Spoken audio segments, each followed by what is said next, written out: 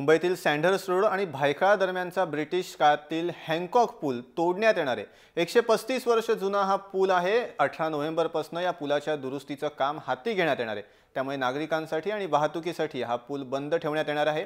याचा आढावा घेतलाय आमच्या प्रतिनिधी सीमा दाते यांनी।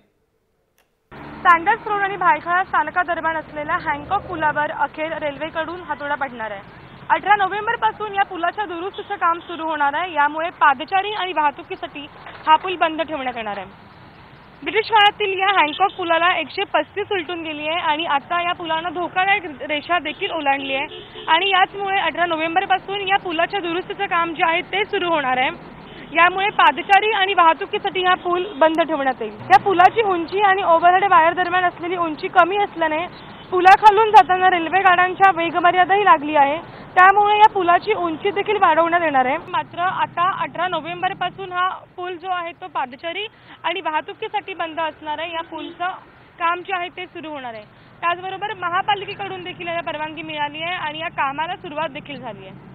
कॅमेरामॅन प्रदीप पवारसह सीमा दत्ते, जय महाराष्ट्र, मुंबई।